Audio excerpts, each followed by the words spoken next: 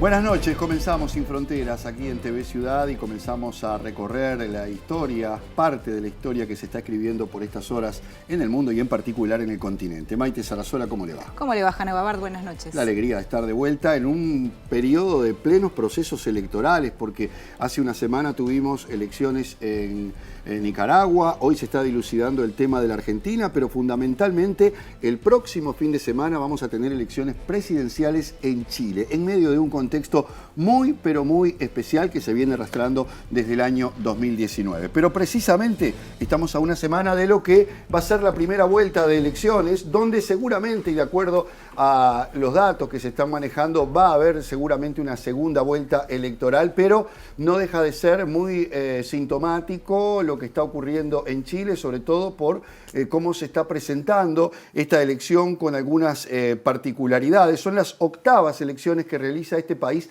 desde el retorno a la democracia hace 31 años. Sí, son elecciones muy particulares además porque se están dando en medio de lo que son las deliberaciones de la convención que va a redactar la nueva Constitución de Chile, que luego el contenido va a tener que ser ratificado el año que viene a través del voto popular y ya con un nuevo gobierno instalado. Así que bueno, vamos a repasar un poco en un informe en qué va este proceso de la nueva Constitución de Chile.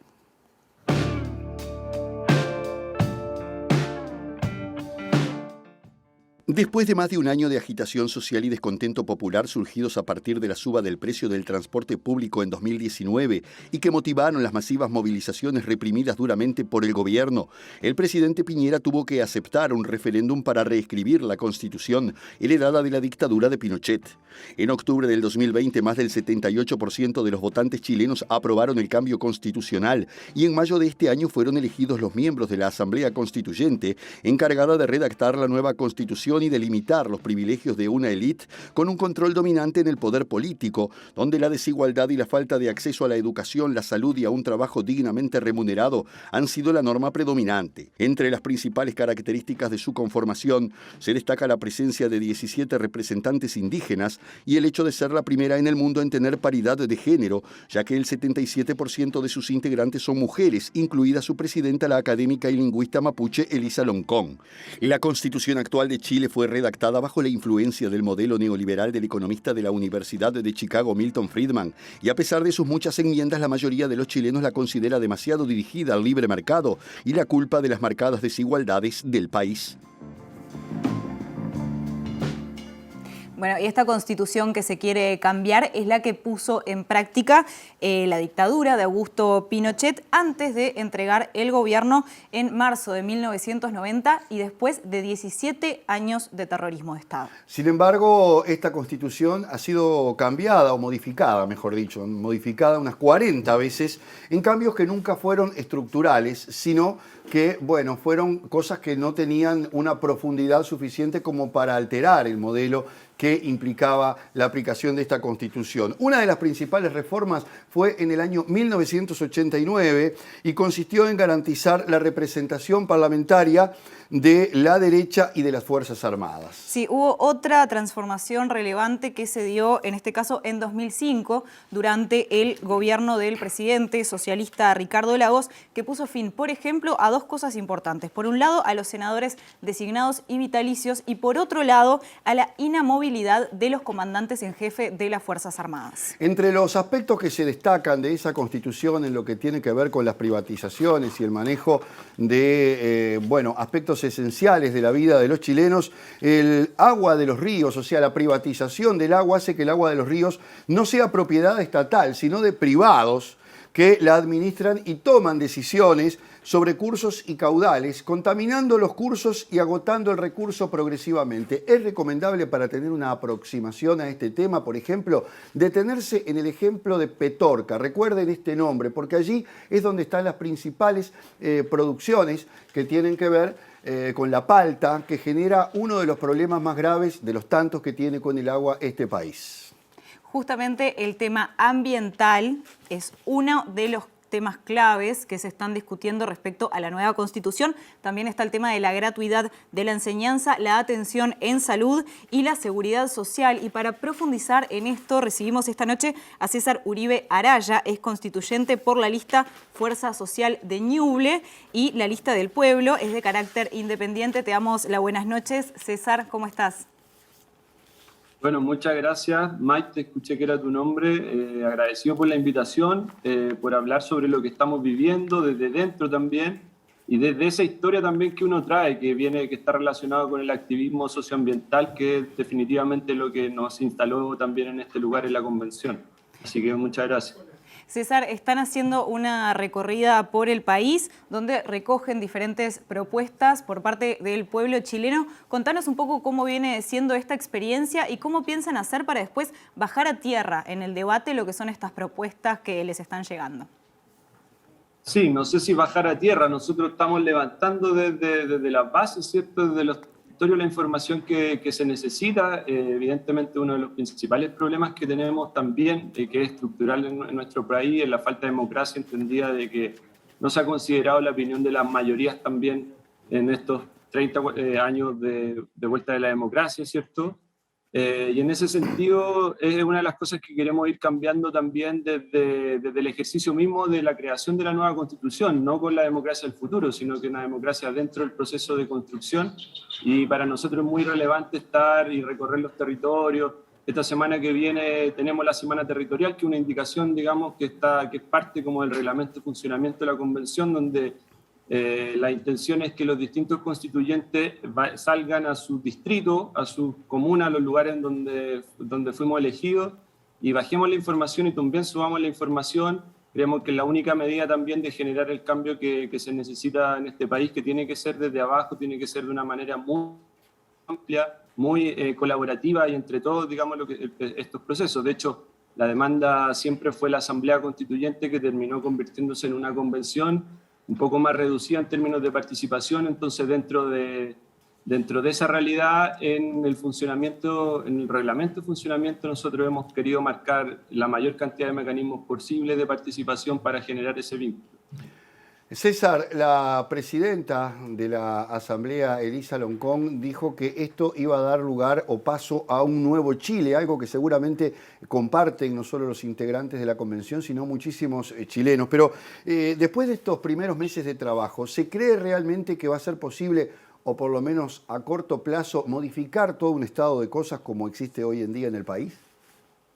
O sea, entendemos que los cambios no son de un día para otro, pero este es un primer gran paso, digamos, y un necesario paso que necesitábamos dar, porque bajo la Constitución, que mucho que se le hayan hecho modificaciones, tal como tú lo mencionabas, no tocan el tema de fondo, que básicamente es que dentro de la Constitución del 80 lo que se crea es un modelo económico en donde lo social pasa a segundo plano, donde se privatiza el agua, también lo mencionaron, donde se privatizan los derechos sociales, donde se crea todo un aparataje legal e institucional para llevar adelante, más que resolver los problemas sociales, generar un modelo de negocios para los grandes empresarios de este país. Entonces, hacer ese cambio es a través de la nueva Constitución, y evidentemente para verlo reflejado concretamente no va a ser tampoco de un día para otro. Nosotros estamos con mucha esperanza, con mucha responsabilidad trabajando. Evidentemente no es fácil, ya hemos visto durante estos primeros meses que los dueños del poder político y económico han instalado una serie de estrategias para ir desprestigiando la convención, inclusive con constituyentes dentro que no creen en el proceso y que tratan de hacerlo fracasar. Y en ese sentido eso se va a seguir acrecentando, pero personalmente yo creo que es tan potente o es tan real, digamos, esa desigualdad existente en Chile, que ahora cuando se empiecen a tocar los temas de fondo, como aquí ya mencionado o anunciado así en términos generales, se va a generar ese acercamiento también con la población y la convención, y vamos a sacar esta tarea adelante. César, decíamos hace un ratito que el tema medioambiental es clave. Tú tenés militancia en este sentido. ¿Cuáles son los ejes centrales que se van a tratar? Y después vos mencionabas el poder político y económico. ¿Encuentran fuertes resistencias en lo que refiere al tema medio ambiente? Absolutamente. O sea, nuestro modelo de desarrollo probablemente también en otros países de América, de Sudamérica, pero sobre todo Chile, está enfocado en el extractivismo, en el neoliberalismo, en el capitalismo. En ese sentido, los recursos naturales nos recursos para la sobreexplotación, para la generación de dinero, ¿cierto? Para la especulación también, el agua, por ejemplo. Y en ese sentido nosotros tenemos que hacer un cambio bien profundo sobre ese modelo económico, porque evidentemente ese modelo económico nos está llevando como a la extinción como humanidad. Hemos desequilibrado el planeta de una manera brutal, una manera en que para volver a generar ese equilibrio nos faltan 100 o 200 años. Entonces lo que tenemos que hacer ahora son medidas concretas para ir disminuyendo ese cambio que nos está afectando a todos y que nos está llevando a un colapso evidente y del que, bueno, tenemos que darnos cuenta, si es que algunos todavía no se dan cuenta, digamos. Y eso significa, evidentemente, tocar el cómo entendemos a nuestros recursos, que no son recursos, son bienes naturales, son bienes comunes, y que en ese sentido lo que buscamos también dentro de la Convención es recuperarlos, restaurarlos en ese sentido también, y desde ahí generar un modelo económico que tenga que ver con otra escala, con una escala más humana, con una escala también más social, en donde se genere, por ejemplo, se potencie la red de cooperativas que hoy día en Chile prácticamente no existe, no hay casos muy aislados entre una y otra, donde se controle el mercado, se regule en general también.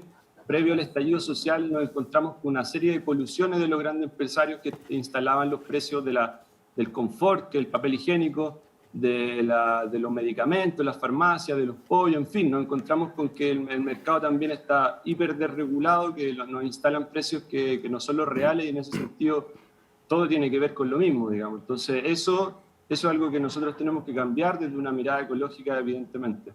César, muchísimas gracias por estos minutos en Sin Fronteras. Vale, muchas gracias a ustedes. Bueno, Buenas me quedo ahí a mucha disposición. Hasta luego. Más adelante.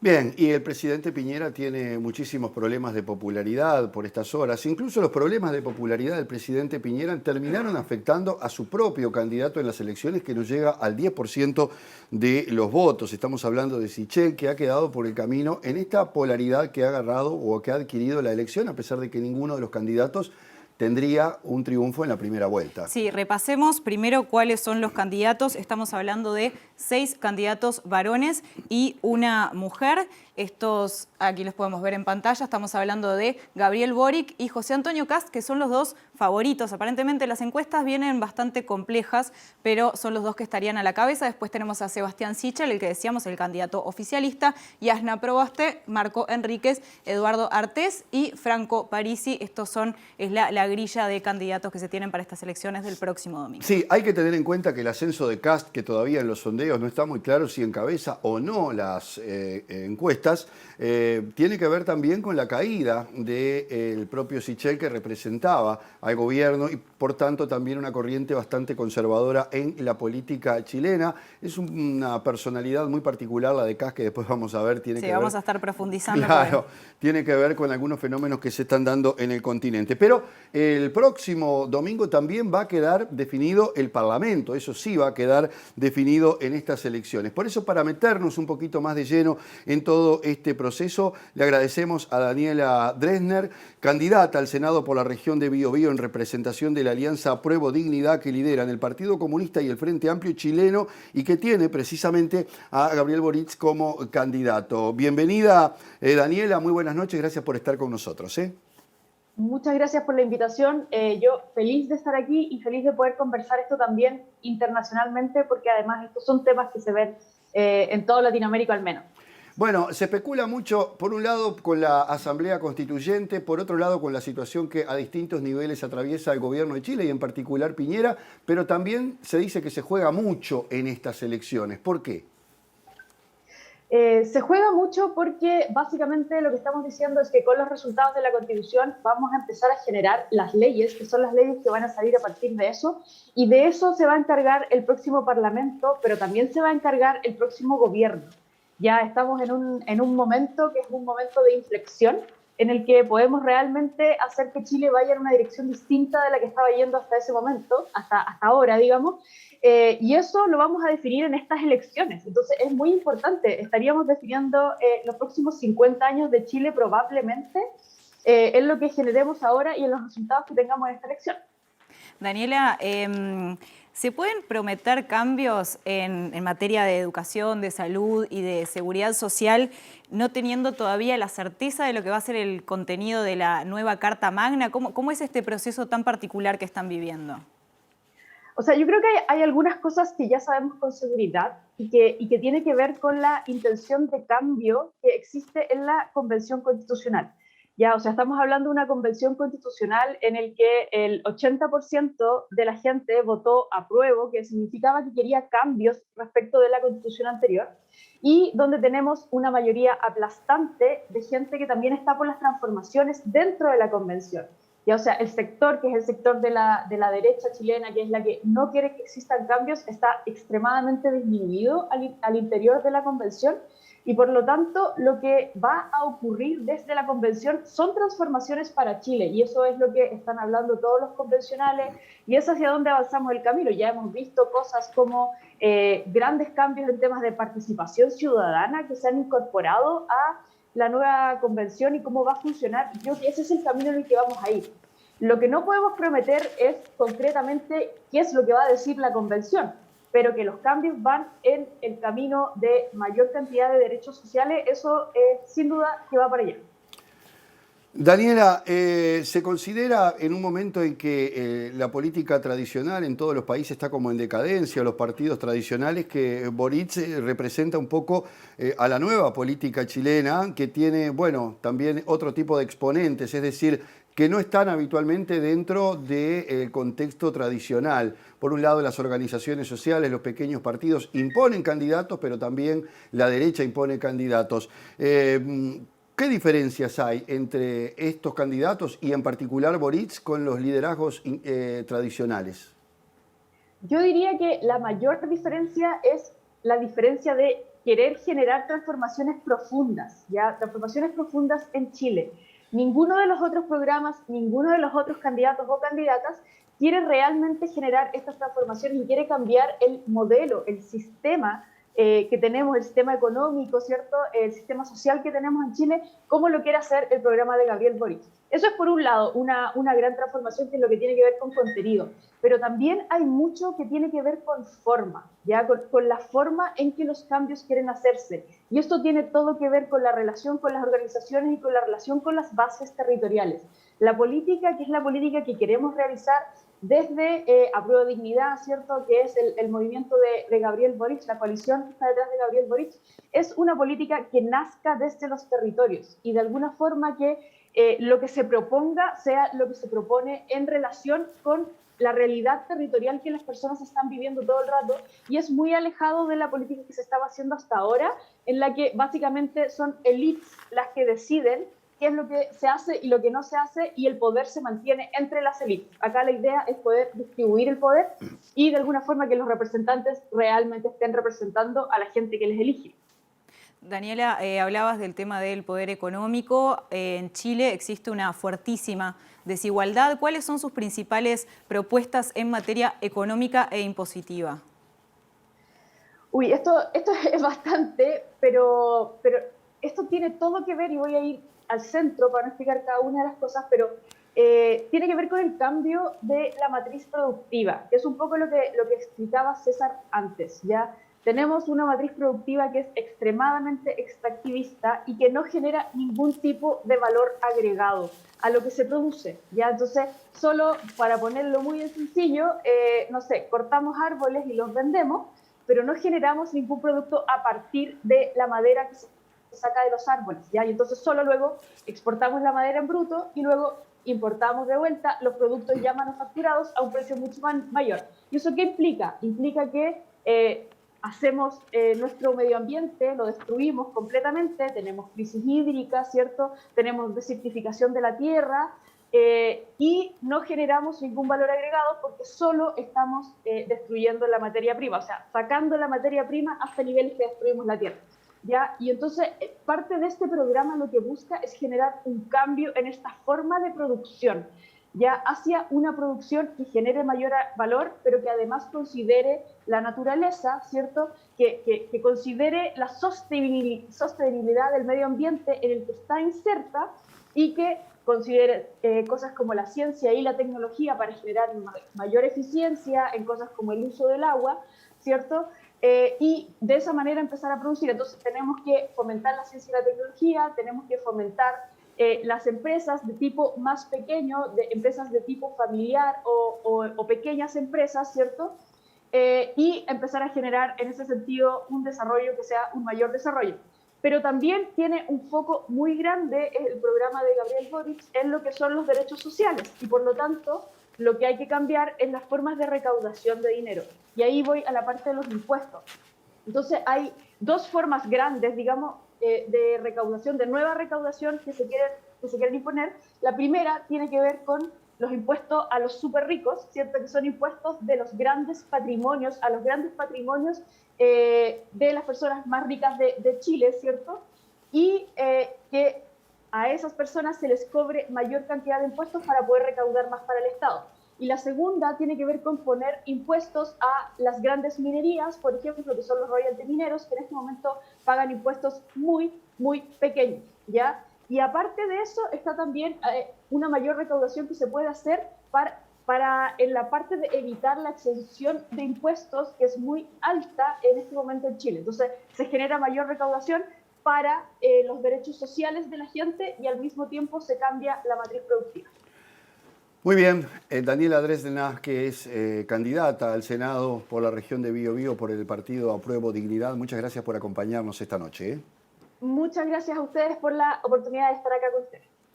Bueno, y a propósito de esta campaña, durante toda la campaña prácticamente Gabriel Boric estuvo encabezando las encuestas, pero, como se dice popularmente, el candidato del Partido Republicano, José Antonio Kast, tuvo una remontada pírrica y algunas encuestas, antes de que comenzara la veda el 6 de noviembre, ya lo colocaban entre los primeros lugares, por tanto sería una elección cabeza a cabeza, por lo menos en esta primera ronda. Sí, vamos a meternos en el análisis político. Recibimos a Daniel Grimaldi. Daniel es doctor en estudios políticos por la Escuela de Estudios Superiores de Ciencias Sociales de Francia, director del área Ideas Políticas, Conflicto y Cambio Social de la Fundación Chile 21. Buenas noches, Daniel, ¿cómo estás? Gracias.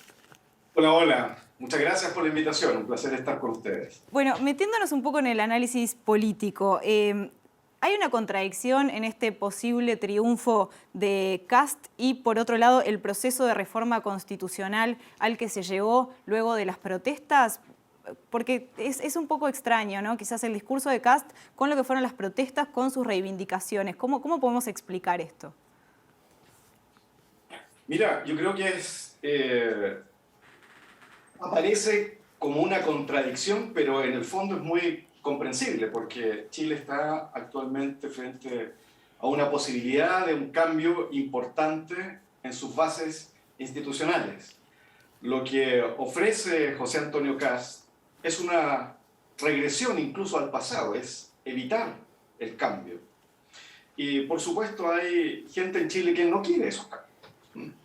Y particularmente la manera en que José Antonio Kast ha querido representar ese deseo de que no cambien mucho las cosas, de mantener un cierto statu quo, aprovechándose del contexto de convulsión social que puede traer incertidumbre. Él plantea el regreso a un Chile estable, a un Chile conservador, a un Chile de un pasado que fue mucho mejor y que él identifica con los valores del pinochetismo. Y eso implica la defensa férrea de la institucionalidad que actualmente está en Chile, pero incluso ni siquiera esta, sino que plantea deshacer cosas en las cuales Chile ha avanzado. Y aquí hay un peligro muy importante, porque el cambio constitucional es una demanda que está en Chile desde hace bastante tiempo, pero que entra al sistema político y es recogida por los actores institucionales más importantes desde el 2011 en adelante.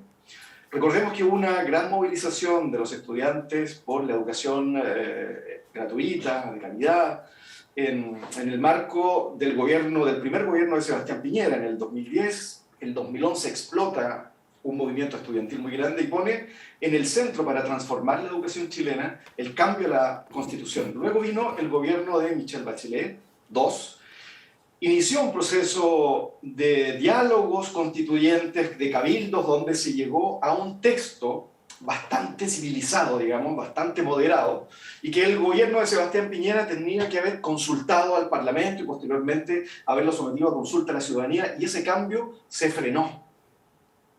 ¿Qué es lo que pasó luego? Lo que observamos es que hubo una explosión social, ¿no es cierto?, el estallido social chileno en el 2019, y la salida que hubo a esto fue poner una nueva constitución en el centro de los problemas. Entonces, uno puede pensar, si es que no se hubiesen frenado esos cambios que ya venían observándose como una demanda importante en la población chilena desde el 2010, tal vez hasta estaríamos en otro proceso. Por lo tanto, la propuesta que hace Kast hoy día es nuevamente, desde la derecha, frenar un cambio, y eso puede traer nuevamente mayor inestabilidad, puede traer incluso un estallido social mucho peor de lo que, en consecuencias negativas, de lo que se vieron anteriormente. Entonces, en el fondo, sí es una contradicción con el cambio, pero es comprensible que un sector que era favorecido por esa estructura tanto ideológica como legal, que favorecía a los sectores más acomodados, hoy día quiera representar una reacción, oponerse a esos cambios. La pregunta es, ¿qué puede generar? ¿Qué consecuencias puede tener nuevamente oponerse, seguirse oponiendo a los cambios? Daniel, se dice que Chile es el país más neoliberal del mundo. ¿Está en juego el cambio de ese modelo, por lo menos en esta etapa, en forma, digamos, radical, o puede ser una reforma parcial de este estado de cosas? Es una excelente pregunta, porque creo que hay mucho de mitos aquí sobre Chile, el país más neoliberal del mundo. César lo dijo un poquito antes. Si Chile tuviera un neoliberalismo perfecto, fuera un modelo aplicado perfectamente, funcionarían ciertas cosas bien del neoliberalismo. Es incompatible con el neoliberalismo la colusión de las grandes empresas.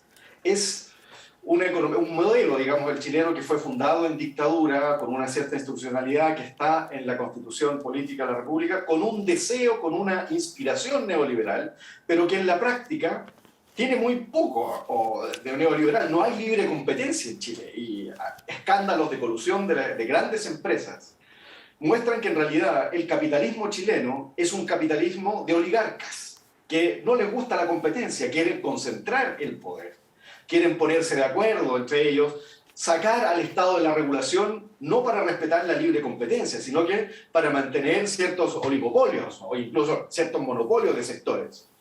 Sumado eso a que Chile es un país que es pequeño y las élites tienden a concentrar el poder económico y el poder político. Entonces, la falta de regulación de esos espacios genera una distorsión, incluso dentro del modelo neoliberal, donde no se respeta aquí la libre competencia. Es, como dicen los españoles, el capitalismo de amiguetes, el capitalismo de compadres. No es un sistema que se respetan las reglas del capitalismo, ni las más mínimas. Por lo tanto, lo que yo observo aquí es que el deseo de cambio que hay en Chile, incluso representado por la izquierda, es más bien de instalar un capitalismo democrático, un capitalismo que respete la libre empresa, que respete los derechos el derecho a la propiedad, siempre y cuando ese derecho de la propiedad no atente contra la libre disposición de bienes y servicios en igual cantidad y calidad para los demás, que es un principio de los más antiguos del liberalismo. Podríamos decir que lo que existe ahora, incluso en la izquierda que representa a Gabriel Boric, no es una posición radical, revolucionaria, que intenta cambiar en ninguna parte. En su programa uno observa un plan de nacionalizaciones, de nacionalización de los medios de producción, como se plantearía en un programa comunista a la antigua, sino más bien es un capitalismo bastante más socialdemócrata, adaptado a las demandas del siglo XXI. Eso es lo que yo observo. No es un cambio brutal, radical, es una adaptación del capitalismo hacia un proceso de democratización y que sea amigable con la naturaleza, etc. Y en ese sentido, la constitución que tiene actualmente Chile estorba, es un impedimento para avanzar hacia ese capitalismo más humano. Finalmente aquí no nos hagamos ilusiones, no está en plan una revolución marxista ni esas cosas que se alimentan en las cabezas de aquellos que quieren siempre mirar al pasado, no al futuro. Daniel Grimaldi, bueno, muchísimas gracias, es realmente fascinante el análisis y bueno, esperemos volver a estar en contacto pronto. Encantado, muchísimas Buenas gracias. noches. Muy bien, nos vamos a la pausa. Cuando volvamos de ella, junto a Álvaro Padrón, intentaremos desentrañar cómo ha sido todo este proceso en el reciente contexto de la historia de América Latina aquí en Sin Fronteras. Ya venimos.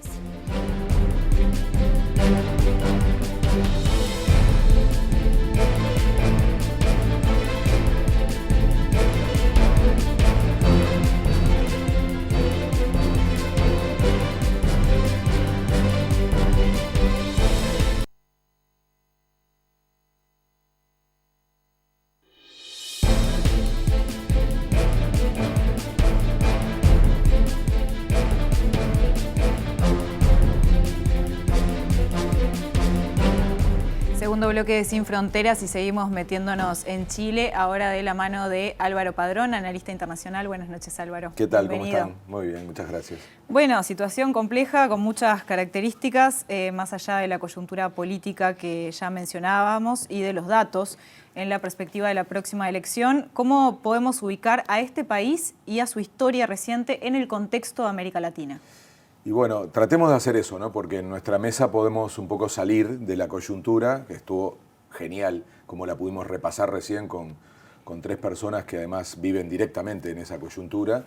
Y yo agregaría que en una oportunidad así podemos, por un lado, mirar un poco más lejos y mirar desde otra perspectiva, ¿no? Porque uno se puede preguntar, bueno, ¿por qué Chile? ¿No? Está bien, va a haber elecciones. Pero yo diría que Chile no es un país. Además de ser un país de la región, pasa algo más con Chile. Fue como un modelo. A los chilenos les molesta esto. Bueno, creo que a algunos, porque otros se sentían súper orgullosos, ¿no?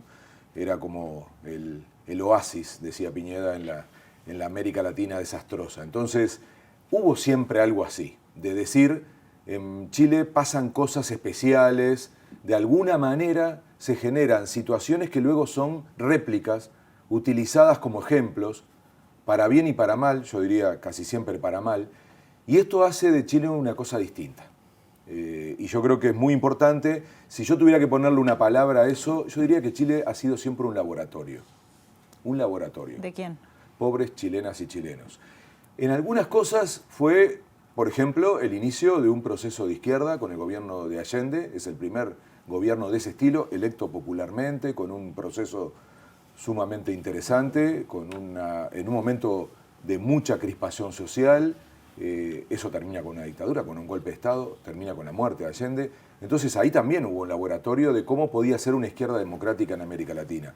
Luego viene el gran laboratorio, el peor de todos, que fue la dictadura militar.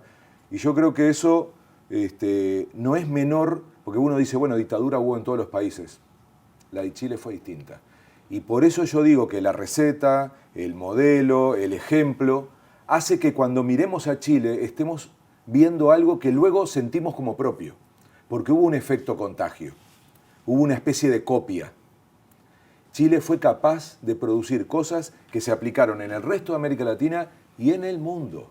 Algunas de las cosas que pasaron en Chile luego fueron ejemplos para iniciar procesos, voy a nombrar una, la privatización de la seguridad social, el sistema de jubilaciones vía el ahorro individual. Lo están discutiendo todavía. Que ahora, claro, porque al ser el más antiguo, es el primero que se pone a prueba en términos de resultado. Entonces, quiero poner este foco, porque claro, para un chileno, acabamos de hablar con chilenas y chilenos, miran muy para adentro, se refieren mucho a eso, creo que hasta les da un poco de vergüenza estar refiriéndose como modelo, pero yo estoy convencido que estamos frente a un caso que luego irradió una política seguro en el continente, y me parece que eso es algo que tenemos que observar.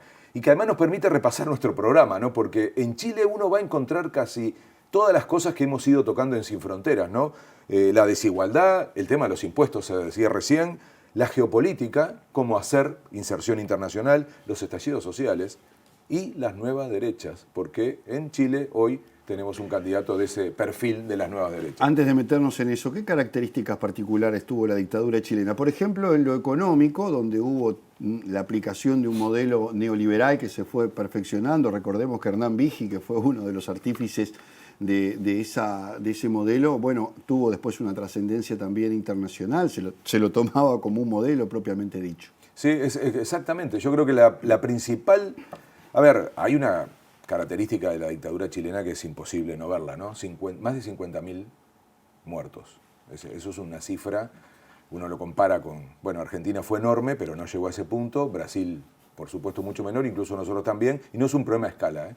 Es un tema de la brutalidad con la que se reprimió en Chile. Está estudiado que prácticamente no quedaron dirigentes de los sectores de izquierda o de los movimientos populares, particularmente sindicalistas, y ese es un hilo conductor muy fuerte. Siempre fue muy difícil reconstruir el poder del movimiento sindical en Chile.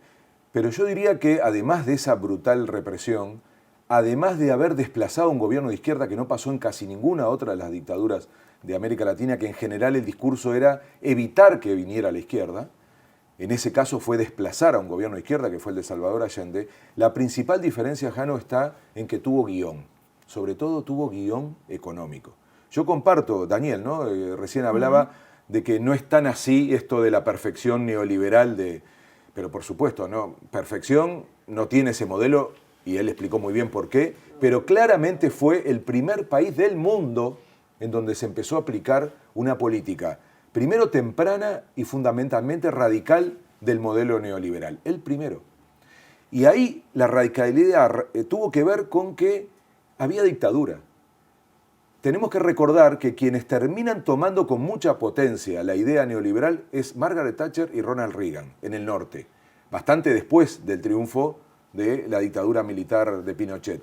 Pero ese es el momento en que el proyecto militar autoritario de Chile pega un auge porque toma precisamente las ideas neoliberales del norte y las puede aplicar en un lugar donde no había límites, donde se podía hacer lo que quisieran. Y lo hicieron lo que quisieron. Entonces, y después se exportaron esos modelos. Pero por eso digo laboratorio, porque se eligió de tal manera de que ahí, dictadura mediante, se podían ensayar, sobre todo, repito, los asuntos vinculados a la economía. El modelo neoliberal es mucho más que economía, pero casi siempre lo asociamos a los temas económicos. Entonces, achicar el Estado, que no lo podían hacer, ni en Inglaterra, lo hicieron, pero no con la radicalidad y la profundidad, y casi como si fuera un manual teórico en Chile. Y recién se hablaba, ¿no? Privatización de la salud.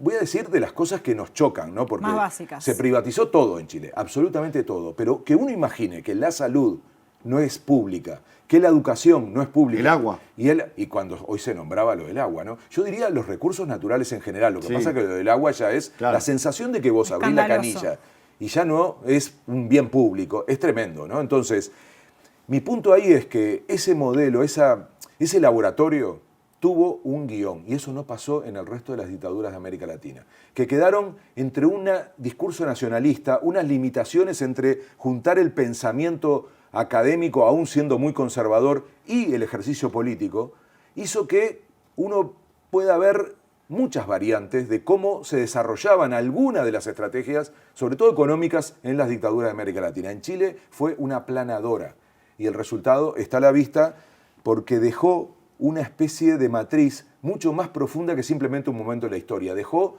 ejemplos a seguir.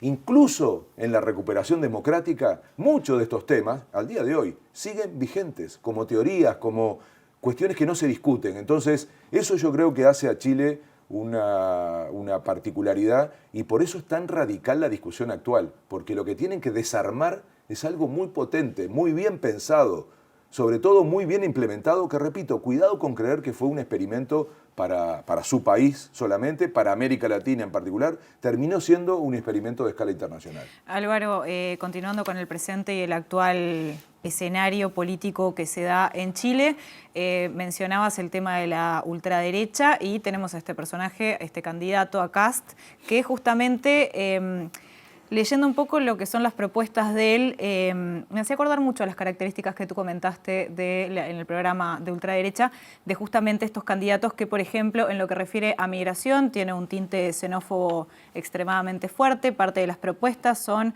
crear un recinto transitorio de inmigrantes ilegales, también construir zanjas, en vez de muros, en este caso son zanjas, medieval, ¿no? en pasos fronterizos.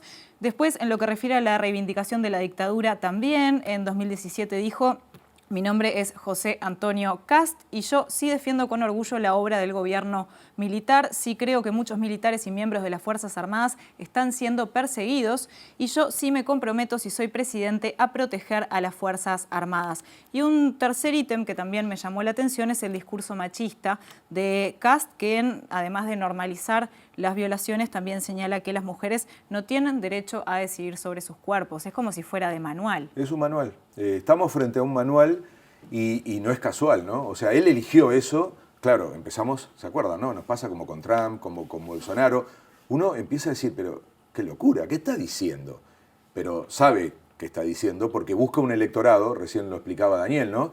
Que de alguna manera está queriendo decir, no queremos, no solo no queremos ningún cambio, queremos volver para atrás.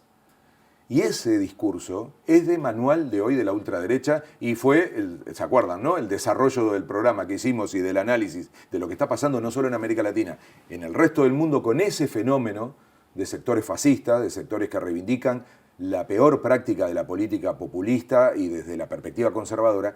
Y yo agrego un caso, otro ejemplo de ese proceso que se está dando en Chile, que es el desplazamiento de estos sectores quitando a la centro-derecha del escenario. Está matando, por supuesto, a Piñera, que es un cadáver político hace tiempo, pero a todo lo que fue la centro-derecha chilena y se pone más a la derecha.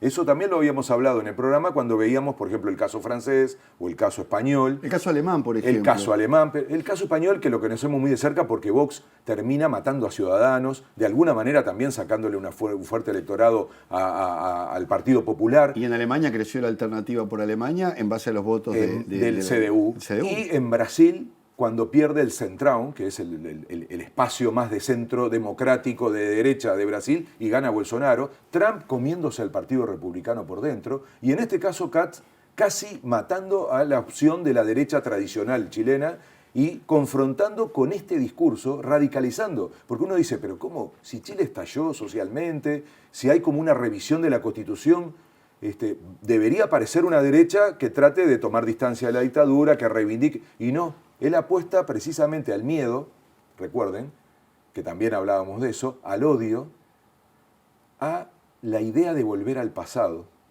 que es una imagen fuertísima que hoy plantea la ultraderecha a nivel internacional, diciendo que el futuro va a ser peor y que lo que hay que hacer, lo decía mucho Trump, volver a América Grande, es la idea de decir, antes vivimos mejor, volvamos a esos valores y sobre todo a esa forma de hacer política. Y tiene antecedentes que lo avalan, porque su padre fue oficial de la Wehrmacht de la Alemania nazi. Además, esto no podría ser nada, pero además sus hermanos, porque son como 8 o 9 hermanos creo, uno de los mayores fue ministro de Pinochet y presidente del Banco Central de Chile. Por tanto, ya hay una tradición, digamos, en esas élites. No le falta nada, pero sobre todo lo que tenemos que observar es que es una forma de hacer política. Y hoy eso rinde.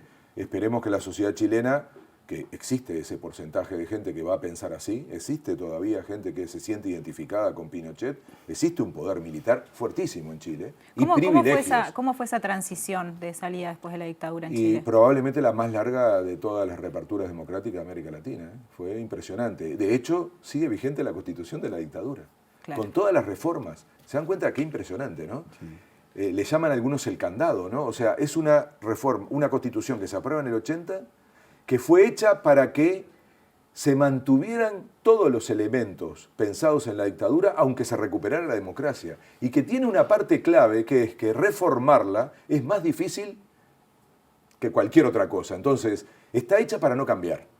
Por eso es tan difícil cambiarla. Y por eso hubo que hacer este proceso que va a llevar, fíjense que llevamos 2 años desde que arranca estallido social y el compromiso de una constituyente con una elección en el medio, con una elección de constituyentes y ahora con una elección de presidentes, que es una cosa rarísima.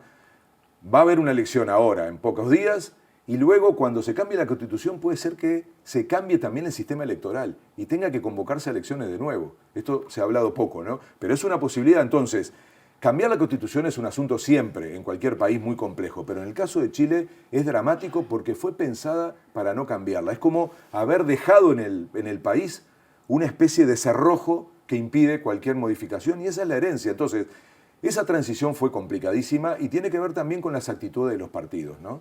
En cuanto se sale de la dictadura, se genera un clima en Chile de mover poco la aguja, incluso con gobiernos progresistas, ¿no? Recuerden que lo primero que ocurre es que gana la concertación. La concertación es una especie de coalición de partidos de centro-izquierda.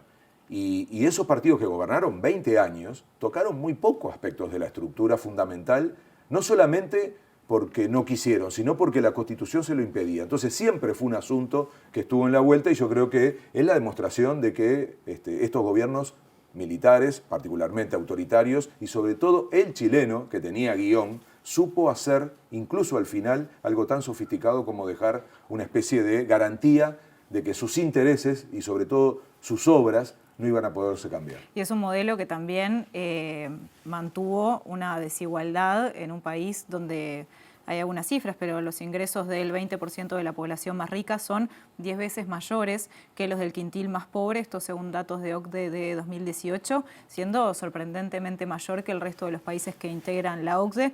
Otro ejemplo, solo el 1% de la población de Chile acumula el 26,5% de la riqueza que se genera en todo el país. Digo, son cifras que llaman la atención, y es un modelo que justamente ratificó una y otra vez que se mantuvieran estas inequidades y que fueran cada vez mayores. Sí, sí. Yo creo que la palabra, el adjetivo de país desigual le cabe a Chile como a casi ningún otro país. ¿Por qué? Porque no es un país pobre. Es más, nunca dejó de crecer económicamente. Y eso se usaba como modelo, cuando en realidad lo que había que preguntarse es, ese crecimiento, ¿cómo se reparte? Porque el problema de Chile no es que fuera pobre ni que no creciera económicamente, que las dos cosas funcionaron muy bien. No fue un país pobre y creció económicamente, sin embargo repartió muy mal. Como ese análisis se hace muy poco y todo el mundo mira el aumento del PBI sin preguntarse qué pasa luego con ese PBI, nos fuimos creciendo todas y todos, y miren que esto fue impresionante, cómo se hizo un marketing para eso, de que Chile era un país exitoso, hasta que un día explota y nadie lo veía venir. Entonces, ¿cuál es la raíz de esa situación? La desigualdad. Álvaro, nos queda un minuto. ¿Por eso sorprendió o no sorprendió el estallido del 2019? Porque se dijo siempre, bueno, en realidad no era el aumento del precio del boleto. El aumento del precio del boleto desbordó la copa y allí vinieron todas estas situaciones que mucha gente desconocía, porque se conocían algunas, pero nos dimos cuenta que eran un conjunto de cuestiones que acicateaban esa desigualdad. Sí, sí. Bueno, es una discusión si la sorpresa algunos tendrían que haberse dado cuenta. Lo que tengo claro yo es que esa desigualdad se rompía a los ojos y que el estallido era una posibilidad, incluso con situaciones previas de los estudiantes de secundaria y demás, porque siempre hay como hilo conductor este tipo de temas. Por ejemplo, la desigualdad en la educación, que es extremadamente cara y demás. Entonces, yo no me sorprendería tanto.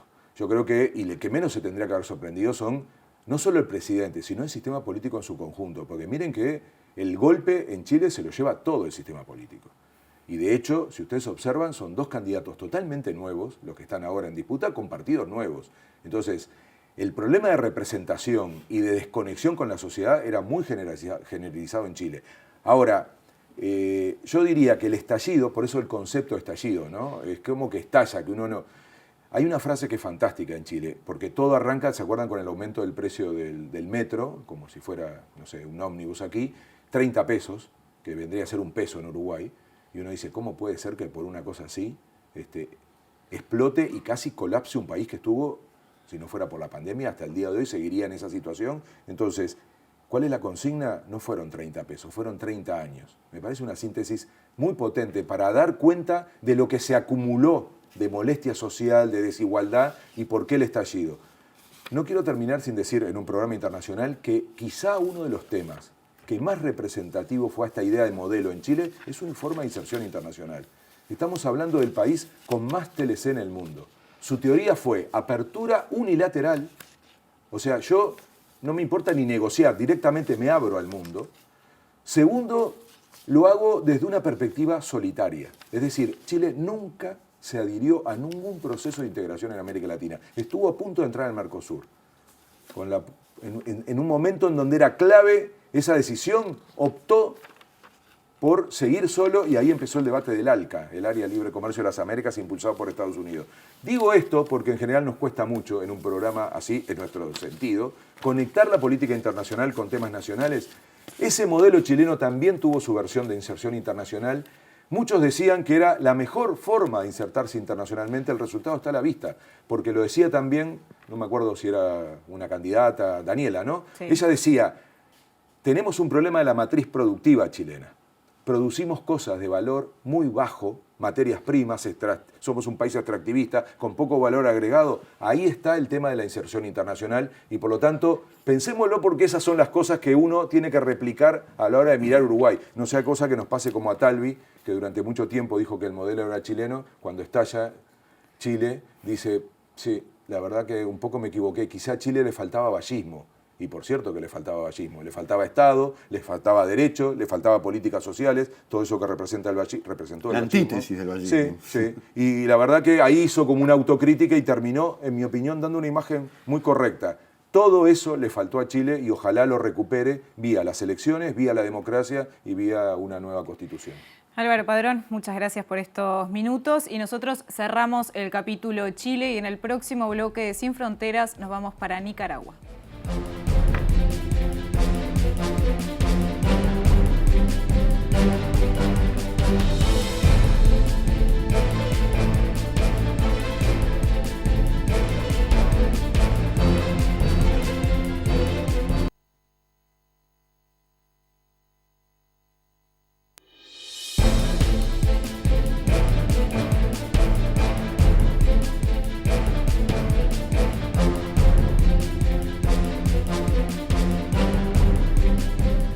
Bien, llegamos al capítulo final y en esta ola de elecciones que estamos teniendo en toda la región nos vamos a detener en las de Nicaragua, que fueron el domingo pasado. Como todo el mundo sabe, allí ganó Daniel Ortega. El 65% de los habilitados participó en esta elección, a pesar del llamado a boicot lanzado por sectores de la oposición y que el voto no es obligatorio en Nicaragua.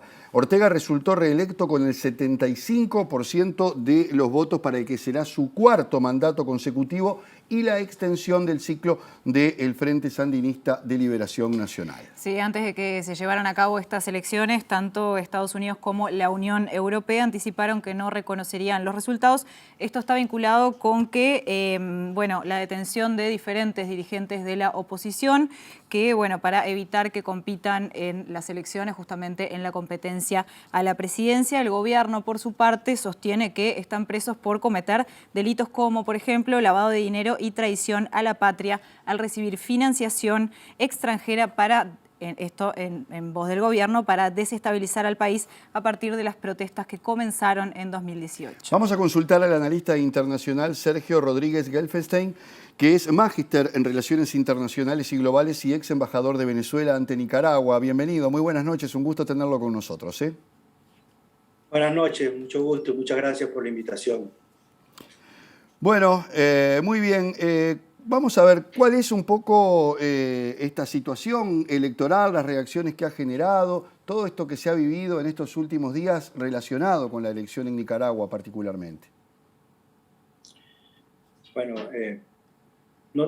yo te hablo desde Venezuela y lo que están viviendo en Nicaragua ya nosotros lo vivimos. De manera que lo conozco como ciudadano y podría hablar como analista. Pero la verdad es que son libretos preestablecidos, decididos. Incluso la última ley de sanciones contra Nicaragua fue aprobada una semana antes de las elecciones y el lunes a primera hora, o sea, no habían pasado 24 horas de las elecciones y ya tenían listo el nuevo decreto del presidente Biden con nuevas sanciones. De manera que es un libreto preestablecido a partir de decisiones de carácter político. Hay una nueva forma de confrontación, así como en los siglos pasados Estados Unidos utilizó los marines, utilizó las invasiones militares. ahora recurre a este nuevo tipo dentro de su arsenal de instrumentos para agredir a los otros países, bueno, utiliza las sanciones, los ataques, los bloqueos y otro tipo de actividades que realizan para afectar el normal desenvolvimiento de los pueblos cuando esos pueblos han tomado decisiones que no están en el marco de lo que Estados Unidos considera desde su particular punto de vista, que son acciones de tipo democrático.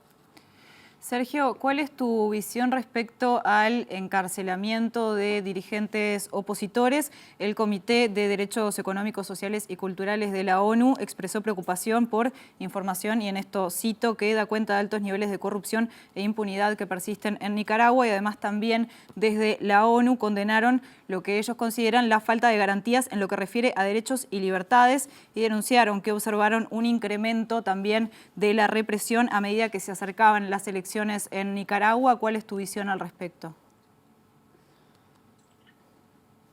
Bueno, la ONU no ha dicho nada respecto a Arabia Saudita, donde ni siquiera hay elecciones, ni tampoco en los Emiratos Árabes Unidos, ni en muchos países que se consideran parte de eso que se llama la comunidad internacional, donde se violan continuamente los derechos humanos, donde las mujeres no tienen ningún derecho, donde no existen sindicatos, partidos políticos ni parlamentos. Frente a eso, la ONU, Estados Unidos y Europa guarda absoluto silencio. De manera que en todo esto lo que hay es una gran hipocresía, una forma de atacar a los países que han elegido caminos diferentes. No hay un sistema perfecto. La democracia no es un modelo acabado, la democracia es un modelo en construcción. Hay muchos tipos de democracia, no solo la de Estados Unidos. Nos han vendido por muchos años que porque el primer presidente de Estados Unidos, Washington, nada más quiso gobernar 2 periodos, entonces 2 periodos es lo que es democrático. Nos han hablado de la alternabilidad de poderes, de alternabilidad de los presidentes, pero cuando Estados Unidos estuvo en crisis en los años 30 del siglo pasado, se les olvidó la alternabilidad y eligieron 3 veces al presidente Roosevelt. Lo eligieron en el 32, en el 36, en el 40, en el 44, y no lo siguieron eligiendo porque se murió. Ahí se les olvidó el tema de la alternancia. Entonces hay una serie de mitos que se construyen y que los medios de comunicación siembran en la cabeza de las personas y que se transforman en paradigmas de la democracia, pero que no lo son. En Nicaragua se aprobó una ley en diciembre. Esa ley establecía claramente las estableció el Parlamento, y ahí se establecía claramente cuáles son las actividades lícitas o ilícitas. Esas actividades ilícitas se cometen en todos los países, incluso en Venezuela. Ese tipo de actividades de llamadas a la subversión y llamadas al derrocamiento del gobierno son cotidianas todos los días. Aquí no pasa nada, pero en Nicaragua se estableció una ley y esa ley no permite que se haga eso, como tampoco seguramente en Estados Unidos, si sale alguien llamando a derrocar al gobierno y recibiendo dinero de otros países para derrocar al gobierno, seguramente no lo van a permitir. Miren el escándalo que hay en Estados Unidos por la supuesta injerencia de Rusia. Entonces, lo que es válido para uno tiene que ser válido para todos. No se pueden aplicar unas políticas para unos países y para otros países aplicar otras políticas. Entonces, creo que aquí hay una definición, hay decisiones preconcebidas en términos políticos que son las que llevan a estas actuaciones de Estados Unidos y Europa contra Nicaragua. Sergio, ¿se puede decir que en Nicaragua hay condiciones para que, bueno, estos sectores establezcan un poder paralelo o reivindiquen un poder paralelo y más justo, como en el caso de Juan Guaidó en Venezuela? Es decir, ¿hay posibilidades de que surja un líder como Juan Guaidó que se atribuya ese derecho en Nicaragua? No, esta ley aprobada en diciembre del año pasado lo impide. Iría preso inmediatamente. No es como aquí en Venezuela, que se le ha permitido a Guaidó hacer todas las tropelías que ha hecho, dirigir un golpe de Estado, llamar a la insurrección, etcétera, etcétera, sin que la justicia haya actuado sobre él. Bueno, además porque Estados Unidos amenazó con una invasión en caso que le pasara algo a Guaidó. Pero no hay condiciones políticas. Estamos hablando de un 65% de participación. y estamos hablando de un 75% de votos a favor del Frente Sandinista. Eso significa que el 47% del padrón electoral apoyó al comandante Ortega como presidente. Quiero saber en cuántos países del mundo ocurre eso. Ahí está, ahí, a pesar que quieran negar que hubo observación internacional, ahí hubo 230 observadores internacionales. Entonces, tienen que ser los observadores internacionales que decide Estados Unidos y que decide Europa, los demás no existen. Cuando se habla de comunidad internacional no se habla de África, no se habla de Asia, no existen. Para nosotros comunidad internacional también es África, es Asia, es el Caribe, son los pequeños países del Caribe y por tanto su opinión tiene tanto valor como la que pueda tener la de Estados Unidos y Europa. Nosotros no somos un mundo blanco solamente, somos un mundo multicolor y con multiplicidad de ideas políticas. En el planeta vivimos muchas civilizaciones. Entonces suponer que comunidad internacional son los 40 países blancos del norte del planeta, eso no es correcto y por tanto ellos no están en capacidad de fijar cuáles son los parámetros de comportamiento de la sociedad y de los estados. Muy bien, Sergio Rodríguez Gelfenstein, magíster en Relaciones Internacionales y Globales, analista internacional. Muchísimas gracias por acompañarnos esta noche para, bueno, meternos un poco también en la historia más reciente de Nicaragua. Muchas gracias a ustedes por esta oportunidad. Saludos y éxitos. Que pase muy bien.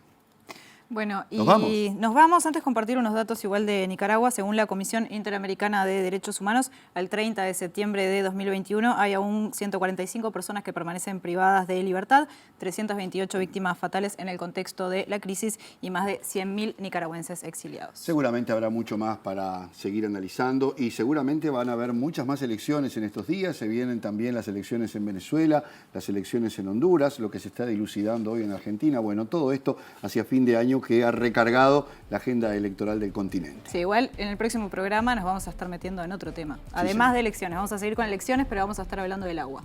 Casi nada, hoy hablamos ya del agua, ¿no? Nos vamos a meter en eso. Está relacionado. Muy buena semana y nos vemos el próximo domingo a las 21 horas acá en TV Ciudad.